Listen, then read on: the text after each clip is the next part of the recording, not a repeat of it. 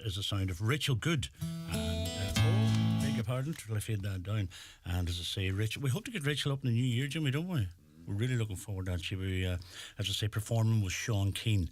And I can just imagine that collaboration. And actually, it'll be a brilliant night in Ballinasloe in December. So you're more than welcome to check it out.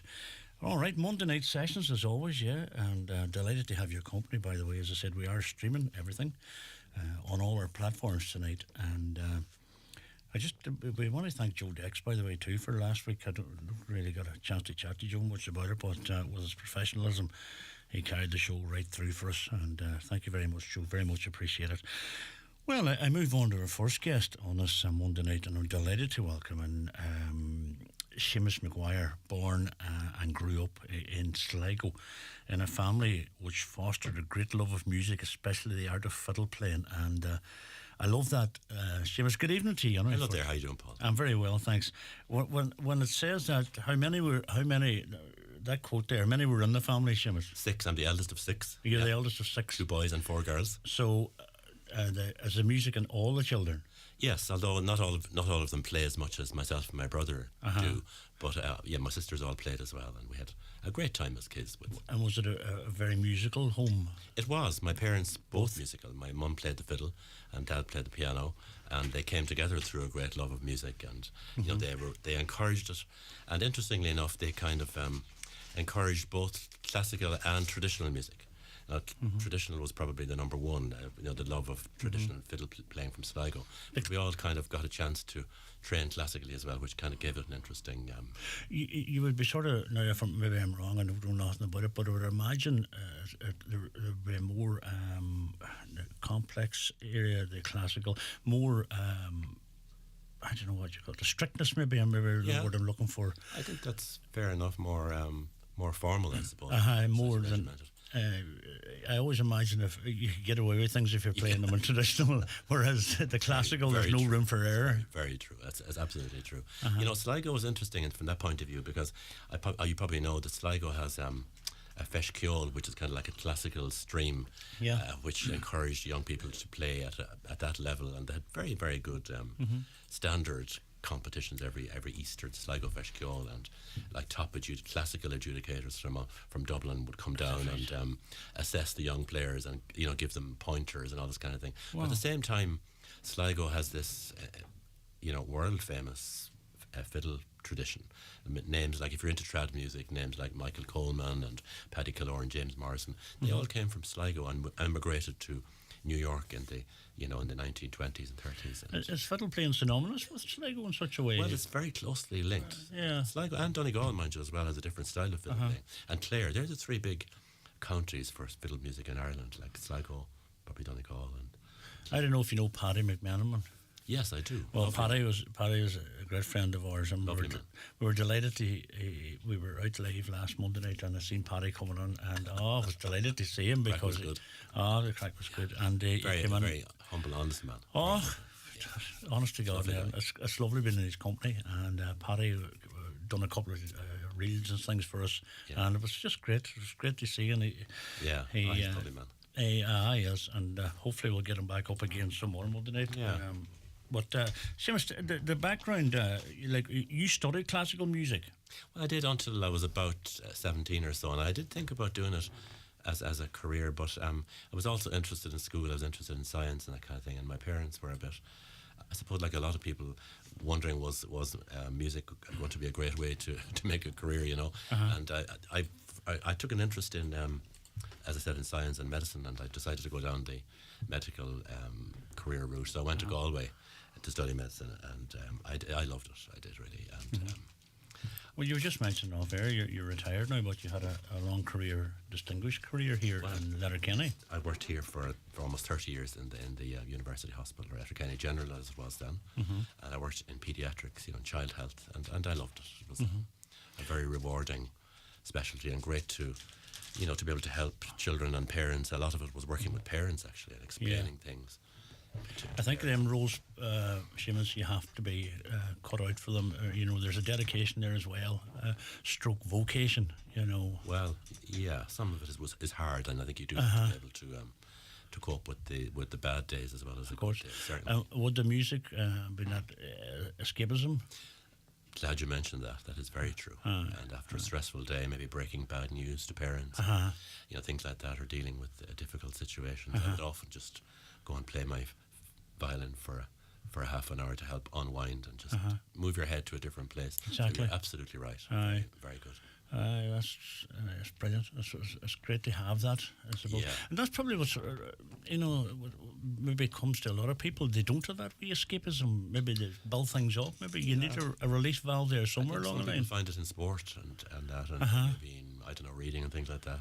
So I think it's important to have something, no matter what it is. Yeah. A way to de-stress or decompress after a stressful Well, I day. totally agree with that. I find music myself, anytime I don't get too stressed now, but anytime it was, music definitely was it's escapism. And I don't know if you are one of these people when you go to music, I don't know if do you stick to one sort of genre, or do you is it mood related if you listen to music? Mine's would be mood related. No, I don't want to listen to him tonight. I listen to him. Very much so. I find myself listening to classical music a good bit, and jazz and traditional. They're the three that I would listen to most. But yeah, certainly mood related. Even within those genres, there are different types of. Well, you won. You're very young when you won the Fiddler of Dooney competition, which is still held in Sligo. It is, yeah. It's ongoing. It's named after the poem by W.B. Yeats, The Fiddler of Dooney, and it started off. I think competition started off in the '60s, I think, and he was lucky enough to win it one year, and that kind of gave me a bit of encouragement. And it's regarded as a. At 16, were you playing the instrument long at that age? Well, I started when I was 7, so I suppose good few years. Still no, but and then of course you have performed with the Buttons and Bows. It was a very interesting step that happened. I think that was in the early 80s. Myself and my brother Manus, who's a fiddle player as well, he's a doctor too. We joined forces with a musician called Jackie Daly. Jackie is a very well-known button accordion player from Kanturk, and he played with Dannon, and he spent a good bit of time over and back to the States. And I'd done some of my training in medicine in Canada. And when I was there, I got a chance to hear a lot of traditional fiddle music from Canada. So we kind of got into exploring that kind of music. We kind of found a common interest in music from. Is there a similarity? Canadian. Certainly, Irish music would have influenced it. Yeah, no I suppose there's a lot of Irish in Canada. Irish music has influenced music from many other parts of the world, certainly North America, no question. There's no doubt about it, and I always admire these people that come along and you see them with a fiddle sitting in the corner and then they just love to get up and play, and it's probably the unprepared nights are the best for them. Keely, do you get involved in much of that, Seamus, yourself now? In sessions, informal I do, yeah. I've got friends here locally that I play with, who organ, and it actually has fallen by the wayside a bit since COVID, to be honest. But we used to play sessions. And there's nothing like it. It's the best of all. It's very, very relaxed and enjoyable, and there's no pressure at all, and there's no actual performance. Your writings and your music, I'm seeing a strong poetic connection alongside, because your first solo recording was from a Seamus Heaney. That's right. The Wishing Tree.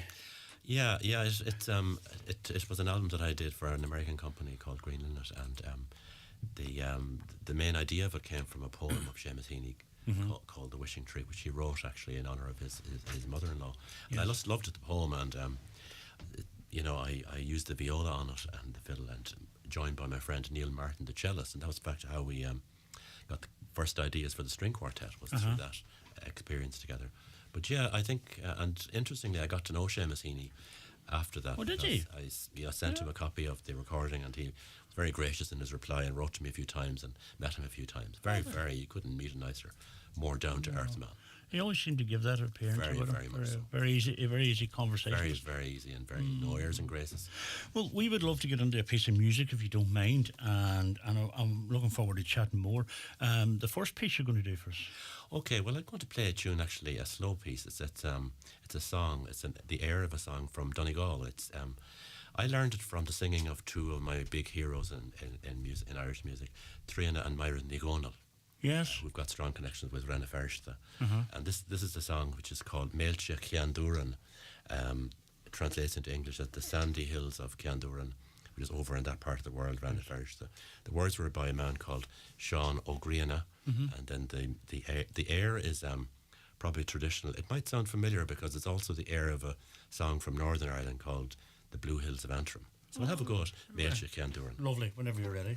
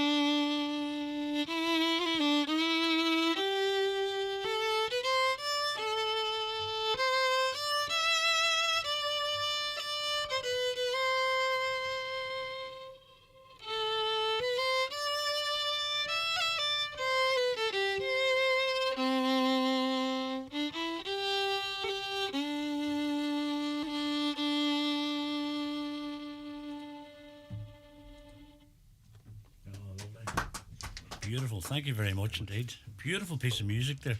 And what I like about the violin at times, it takes you on that journey of a poem. Do you when you're writing something like that, or you're putting it together, maybe, do you have to have something in your head, or what direction does it? Well, I didn't compose that now, but when I'm composing or writing something, you do have to have an idea. Like I did write a few things during COVID, and when I was preparing for the album, which an Irish viola with Steve Cooney, I wrote some of the tracks for that, and I was very much influenced, I think, by what was going on at the time. And the opening track on it is called "The Dreamer's Reel," and it was kind of inspired by the idea of missing someone and relatives and family members during COVID because they were overseas, and just dreaming of seeing them again.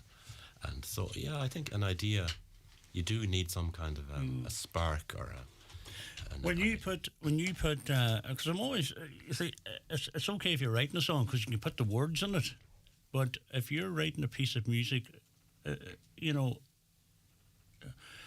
just trying to find a way of describing the or maybe you could tell me how it goes, because you could tell a story about that first piece of music, and you could tell me the same story about another piece of music. How do you define? Where's the creative part? It's a big topic, a big question, not that easy to answer. But you certainly it's mood related, it's idea related, yes. And it needs a little kernel or a spark of creativity. It might even be 2 or 3 notes. But you must be in a very sort of not intense, but your vision. As I say, once again, I'm going to be a song. Whereas someone's writing a song, they can say, "Oh, there's a guitar sound nice in there, or a drum in there, or something." But you're singly, say, writing a piece of music for just say for the single instrument, the violin. Yeah. You have to be very much engrossed in it. Yeah, that's true. Certainly engrossed, and you kind of get into it. You get stuck into a different place. You go to a different place. Creativity wise. Yeah. Well, I can see me wandering there with that first piece of music because I was kind of going, just to see, could I pick something up in my head. So what did you pick up? Well, traveling. I felt like traveling, like emigrating. It's an emigration song more. Well, that's what that's the first time I've really kind of respected that or appreciated that more than the words, It's interesting you say that because before I came out, it's a song, the words are in Irish, but I read the translation of it as well, and it really is a love song, but not to a person, to a place. So the poet who wrote the words, the lyrics, is talking about this place, Cianduran, which is over near Rennefersh, and he remembers playing there as a child in the sand dunes. He writes very lyrically about his memories of that. But then towards the end, I think it's the third verse, he's talking about now that he has left. Like so many Irish emigration songs, he misses it dearly, and he remembers back the days in the sandy hills of Cianduran. So there's a wee connection there. You did well. That's lovely. Well done. See, I'm picking up something. I'm learning here as we go along each day. Well done. Evelyn You're not wasting your time. No, Evelyn McLaughlin sent a beautiful message in here. She said, "You're blessed as a great musician, and you were also a great children's doctor." Sending love from Dunlow. Oh, isn't that lovely? That's really really nice. Thanks, Evelyn, very much indeed. Very much appreciated, I have no doubt. Well, Seamus Maguire's our company this evening, and he's already played a tune for us. We're going to talk about the album shortly, but in the meantime, we're a quick ad break. Don't go away. It's the Christmas cracker we've all been waiting for. Join Highland Radio for a star-studded Christmas concert on Monday the 11th of December in the Mount Errigal Hotel, Letterkenny. Starring Michael English and his band, Claudia Buckley, John McNichol, rising star Jack Keogh and myself, David James. This is a Christmas night out not to be missed. Tickets €25, available from the Mount Errigal Hotel reception or online from the outlet at highlandradio.com. Dinner, bed and breakfast packages also available. That's the Highland Radio Christmas concert on Monday the 11th of December. Hi, Tommy Bow here. Get in store to check out my new 15 Kings clothing collection, available in premium gents outfitters nationwide and at 15kings.com. Sheridan Security, now introducing Zero Wire Smart Alarm Systems. Zero wire, zero mess, and a real peace of mind. With a simple press of a button, your alarm can be set or unset, or download the free app and control it from your phone. Call us today on 074 912 6025 and get your alarm from €299. Stay local, stay safe, and protect what you value most with Sheridan Security Systems. It's Black Friday! A little birdie told me Very have some fab deals. Oh yeah, like what? Like mega offers on big brands like Dyson and Calvin Klein. And massive deals on gifts for the kids and home. Wowza. The online store for fashion, home and more. Plus ways to pay that work your way. Very. Let's make it sparkle. Event ends 30th of November 2023. As temperatures fall, so do Nissan's prices. The price of the Nissan Leaf has been reduced by €5,000. Plus, you can get a great finance deal for a limited time only. There has never been a better time to go electric. With a price drop of €5,000 and an unbeatable finance deal, the Nissan Leaf is Ireland's best value EV. To find out more, contact your local Nissan dealer or visit nissan.ie. Terms and conditions apply. Nissan. Innovation that excites. The effects of personal debt problems often go beyond just financial. What we don't want to face can cause us to unravel. Stress eats at you, relationships unwind. It can feel like life's falling apart, but support is available. Get back on track with the Insolvency Service of Ireland, an independent organisation that helps untangle personal debt problems. See backontrack.ie. Supported by the Government of Ireland. Bingo every Monday night at the Halfway House, Burnfoot. Doors open 7:30 with ice down at 8:30. €2,500 must go. Snowball is now €1,950 on 45 numbers or less. If you're not in, you can't win. That's the Halfway House Bingo tonight at 8:30. Transform your home with a visit to McGinley's Furniture, Letterkenny, located at the Portlink Business Park just off the Port Road.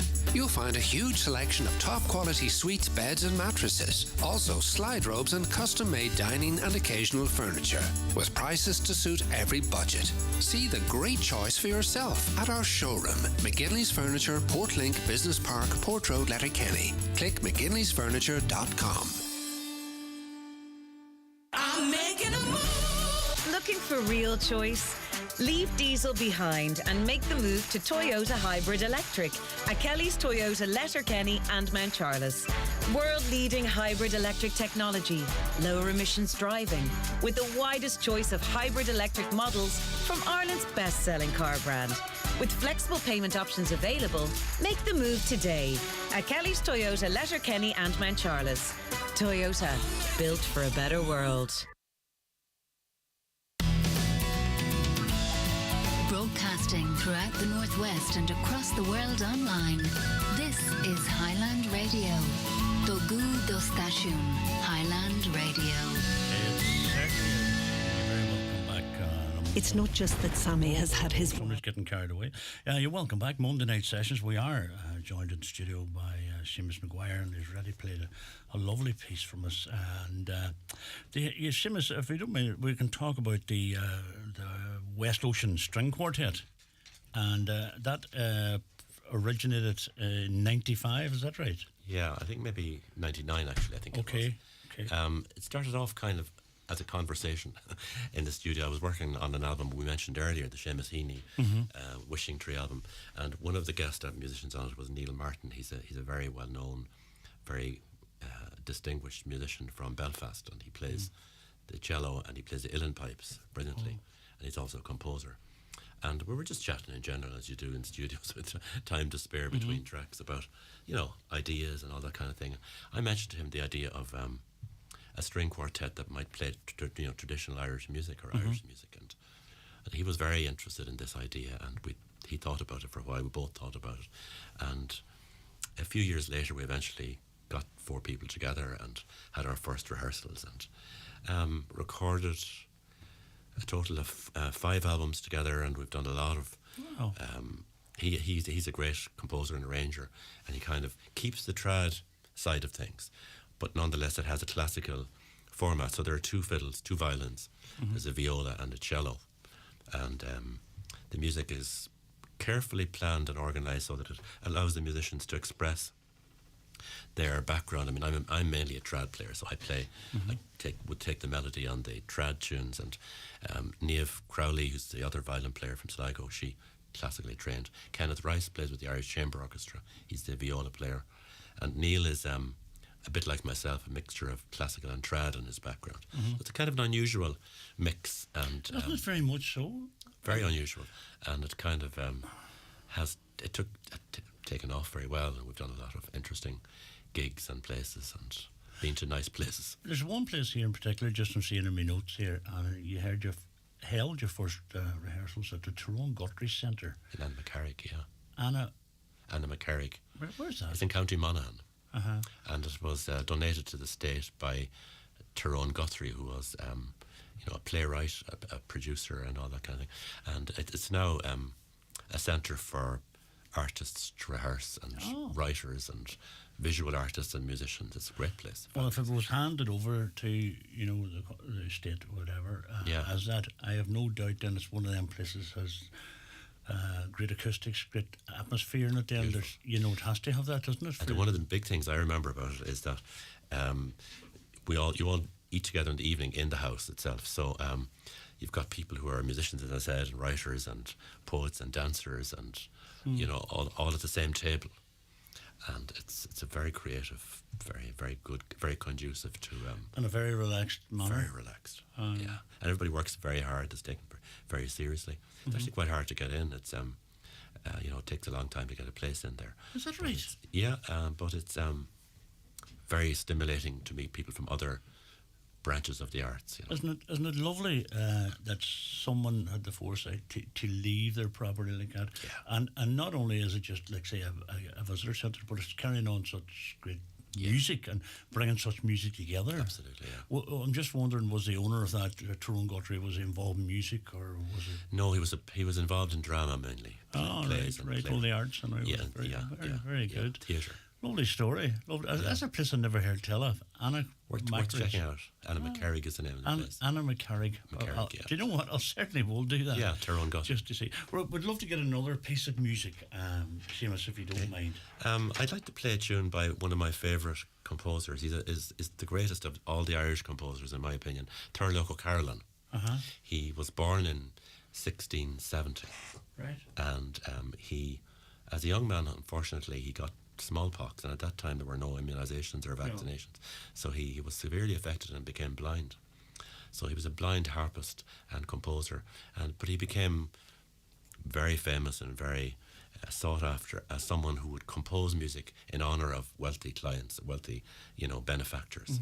So these tunes were known as planxty. So planxty, the word planxty, refers to a piece of music which was composed in honour of someone. It's a bit like the more modern commissioning idea, So you probably heard of planxty this, planxty that. Well, I've heard of planxty, but I never knew what. Yeah, that's what the word means. Brilliant.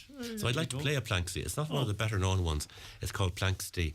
Madame Maxwell. She was a woman who originally came from Wexford, and her husband became a lord or some kind of titled person, and they owned a place which is now the Farnham Estate in Cavan.